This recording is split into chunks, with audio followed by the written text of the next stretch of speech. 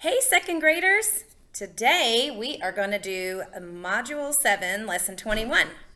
And today we are going to get really good at creating number lines, and we're going to learn how to put points on the number line that you can label with a number. And then we're going to learn how to figure out if there's a point on the number line and we don't know what number it should be. We're going to learn how to figure that out. All right, the first thing we're going to do today is we're going to do our warm-up, our fluency practice, and we're going to play a game called Roll and Follow the Rule. So you're going to need one die, and you can get that out of any game board you have downstairs or upstairs or wherever you keep your games. I said downstairs because we keep all of ours downstairs, but I just pulled out one out of a game. So you're going to need one of those, and you're going to need blank paper, but it can have something on the other side. Absolutely. Use paper that you were getting ready to recycle anyway, but has a blank side, and use the back because you're not turning this in other than sending me a picture. And then you're going to need something to write with, like a pencil, marker, crayon, something. Okay, so get those things and come back. Okay, so you got your stuff. So to play Roll and Follow the Rule, you need your blank piece of paper, and all I did was write at the top of mine, Roll and Follow the Rule, but you don't have to do that. So what you're going to do is first, you need to have a base number, a starting number, and I'm going to give you that. So your first base number is 38. So I want you to write 38 on your paper, and then we're going to be adding to that base number several times over. So take your dice, and you're going to roll it, and I rolled a 2. So that means I'm going to be adding 2, and I think we could do this for 15, 20 seconds or so, maybe at least get 5 good equations in before we switch up the base number and the roll. So whatever you rolled, that's how much you're going to add. So for example, because I have 2, I'm going to go 38 plus 2 equals 40. And then I'm going to start from 40, and I'm going to say 40 plus 2 equals 42. And then I'm going to start from 42 and say 42 plus 2 equals 44. So each time you're going to take your sum, and it's going to become your new base, and you're going to continue to add whatever you rolled on your die. So we're going to start off with that one. I want you to do whatever that roll was, start with 38, and then add those. And so pause while you do that. Give me at least 5 equations. Okay, now we're going to do one that's subtraction. So your base number for subtraction is going to be 40. And whatever you roll on your die, you're going to subtract. So I'm going to roll mine, and I rolled a 5. So I'm going to do 40 minus 5, and then I need to do this at least 5 times. So 40 minus 5 is how much? What's 40 minus 5? 35. And then I'm going to go for 35. Whatever the difference is becomes your new base number, 35. But then we keep subtracting whatever you rolled. Minus 5 equals 30. Oh, I got an easy one because I started with a 10, and then I'm subtracting a 5. 30 minus 5 equals 25. So whatever you rolled, start from 40, and you need at least 5 of those. Pause me while you do it. Okay.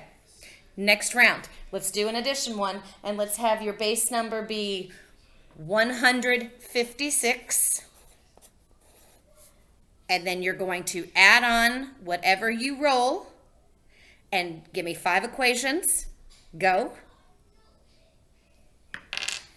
And then we're going to do one more that's a subtraction. So your subtraction one now is going to be 100. And whatever you roll, subtract that many and go backward 5 times. Ready? Go. Okay, so now we are ready to start our math lesson. Good job with roll and follow the rule though. Okay, in your math workbook today for lesson 21, you have 2 pages, and then the 3rd page is a centimeter template. So you're going to tear that page out, and then you're going to piece it together, and you will probably need a grown-up to help you piece this together because there's some overlapping places, and you want to make sure that you get it pieced together just right. And then once you've got this pieced together, So pause me until you have it cut out and pieced together, and then hit play when you're back with it, and we're going to talk about it. Okay, so you're back with your piece together, what's supposed to be a meter stick. The first thing I did was look at this and go, I don't get it, because it starts at 0 centimeters and it ends at 100 centimeters, which is right for a meter stick. A meter stick should have 100 centimeters because 100 centimeters equals 1 meter. But this is what I didn't get. I looked at it, and then I looked at my yardstick. Let me get my yardstick here. Now, everybody knows that a meter stick is longer than a yardstick. A meter is a little bit longer, a few more inches, okay? So when you hold up a yardstick and a meter stick, the meter stick is always about that much longer. Well, so I held up what's supposed to be a meter stick and a yardstick, and my meter stick is shorter, and that didn't make any sense. And I thought, what is going on? And then I got out my ruler that I made, which is here, because my ruler has centimeters on it. And so I went to my centimeter side because my centimeters on my meter stick and my centimeters on my ruler should be exactly the same. They should be exactly the same size because I should be able to use my meter stick to measure objects around my house in centimeters just like I was using my centimeter ruler. And so what I did like about this though was I've been telling you all week that sometimes rulers don't start, the edge is not 0. So if I was going to use this to measure, and let's say I was measuring my pencil, this is a great example of a time when you would not line up your pencil. This is wrong. You would not line up your pencil with the edge of your measuring tool because that's not 0. You have to line up whatever you're measuring with the 0 hash mark. So I did like that about this measuring tool, that it gave you a chance to see that sometimes tools the edge is not 0. You have to kind of adjust your object. But what I didn't like is it is not scaled correctly. If you line up your 0 and your 0 on here, and I'm going to show you, you will see, if I can show you, that let me see, yeah, okay, so 0 and 0 are lined up. Look, the 1s are not lined up. Look at the 2s, and then as you start to move down the ruler, you realize that actually centimeters are much larger than what this template is. So this is not good for measuring, but we're going to use it in a different way today, so that's okay. But do not, if you're trying to go around your house and measure things in centimeters, don't use this because these are not accurate, okay? But we're not going to use it like that. We're going to use this like a number line, and for that purpose, that'll work. So I'm going to write on the back of this number line. I just scribbled it out so that I would remember that this is going to be for a number line, and I'm not using this to measure because it's not an accurate tool. Okay, so today you're going to need a blank piece of paper to follow along with me, so get that ready. And then I want you to lay your number line, that's what we're going to call it from here on out, flat on your work surface. So you can't see mine, and I know I wouldn't be able to see yours, but it's flat on your work surface so you can look at it, and it's a good visual from 0 all the way up to 100. And all the places on here where there are whole numbers, you see like a vertical line, and we're going to call that a hash mark today. So when I say put your pencil tip or put your finger on the hash mark at 10, there's the hash mark, okay? That line, that vertical line going down. If I say push your pencil on the 11 hash mark, there's the 11. Now you're going to notice there's hash marks in between the whole numbers, and that would be like a half of a number. So this would be 10, and this would be 10 and 1/2, and that would be 11. But today we're going to stick to just the whole numbers, so we're going to ignore those shortest little hash marks in between the whole numbers, okay? Okay, so today, the first thing we're going to do is we're going to create a number line that's just a portion of our number line on here. Because our number line here starts at 0, but we're not going to show that part of our number line. We're only going to show the portion of our number line that starts at 30 and that ends at 50. So imagine it'd be like as if we folded this back, so we were starting at 30 and we were ending at 50. So let's go ahead and draw on our paper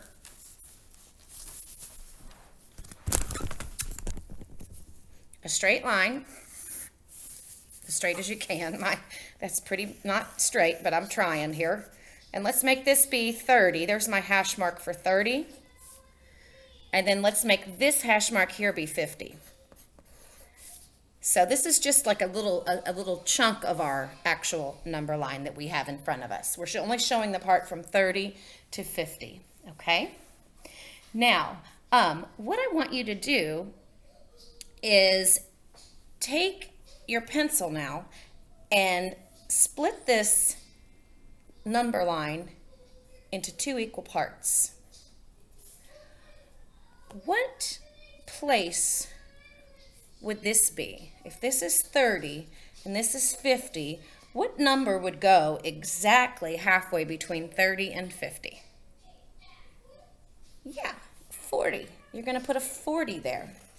So now your part of your number line is partitioned, it's in tens, okay? So we've got 30, 40, and 50.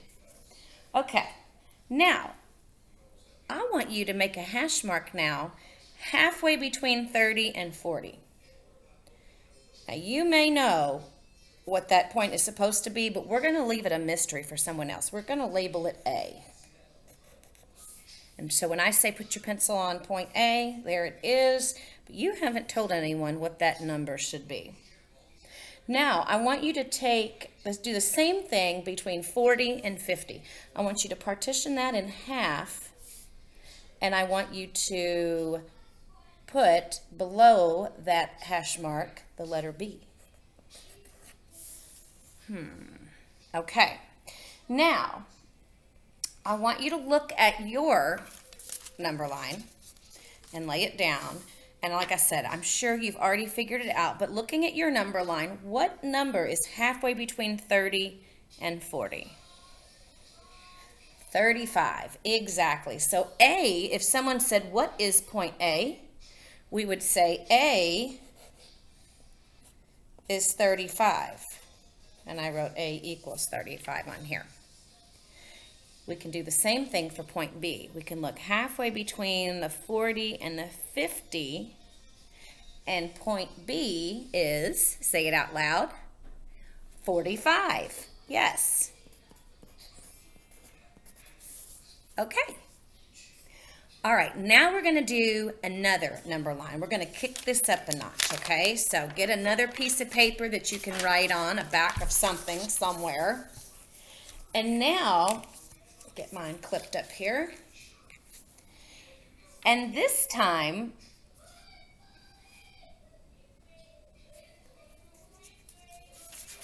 turn the page here.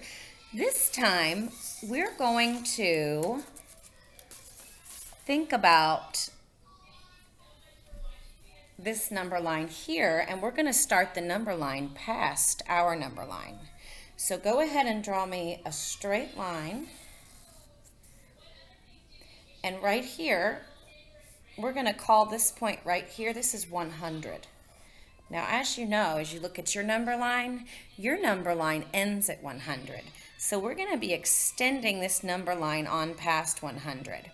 Okay, so what I want you to do now is I want you to draw an end point right here, an end hash mark. Then I want you to cut this whole thing in half. And I want you to label this endpoint E, because we don't know what E is yet, but it's called E. And then I want you to take each part that you partitioned in half, and I want you to partition those in half. Okay, how many hash marks do we have here? We have 1, 2, 3, 4, 5. But what I'm more interested in is the unit or the space in between. So as far as units, we have 1, we have 2, we have 3, we have 4. We have 4 units, but we have 5 hash marks. And you're going to notice that all the time in math. You always have one less unit than you have hash mark when you create a number line like this. Okay, so we can't figure out E though yet until we know the value of each unit. How much is each one of these spaces? Is it 5? Is it 10? Is it 20? We don't know yet. We have to wait for them to provide that to us. So let's say we knew that each unit, we always know these units are equal. These are all equal units. Each unit length is 10. Now can we figure out how big E is? I think we can. Let's see. So if this is 100, this unit length is 10. So what do you think this hash mark is? You're right, it's 110. Okay, 110, this unit length is 10. So what do you think this hash mark is? 120. Very good. Now you're realizing each unit increases by 10, 130. So the value of E is 140. Okay? Very good. You see how we had to do that though? We had to figure out, first we had to figure out how many units there were. Then we had to figure out how much each unit was. And in this case, the units were 10. And then we could go along, skip counting and numbering all the way up to E. All right. Now, the last one we're going to do today is we're going to do one where we have to work backward. This time we had to figure out forward. This next one here, draw me a number line. And I'm going to tell you that the end hash mark is 95. Now, I want you to make this line just like that one with hash marks. So make a beginning hash mark, cut it in half. Oh, you couldn't see, I'm so sorry. And then cut each half in half. How many units do we have? 1, 2, 3, 4. 4 units. How many hash marks? 1, 2, 3, 4, 5. Okay. What do we still need to know before we can start filling in these values? Right. How much is each unit? So this time, each unit is worth 5 hash marks. Oh, and I forgot to tell you, we're trying to get back here to figure out what the beginning is, which is A. So if each one of these is worth 5 hash marks, but we're at the end of our number line, so we're going to have to go backward 5. So which number would come 5 before 95? 90. Now I want you to count backward.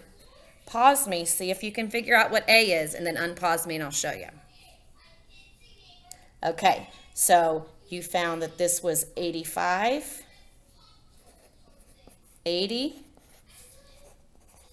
75. Very good. A was equal to 75, okay? Now, pay attention again. You're getting ready to do your problem set, but always pay attention to the value, how much each one of these units is worth, so you know whether to skip count by 5s or 10s, or maybe it's a more difficult number. What if it was like 7? Then you'd really have to do some skip counting backward or forward, right? By some 7s and thinking about it. So that's what you're going to do today. Do your 2 pages of your problem set, okay? Upload them into Google Classroom, and then don't forget to mark them turned in. You don't have to click the share button. Just mark it turned in, okay? All right, guys. Have a good one.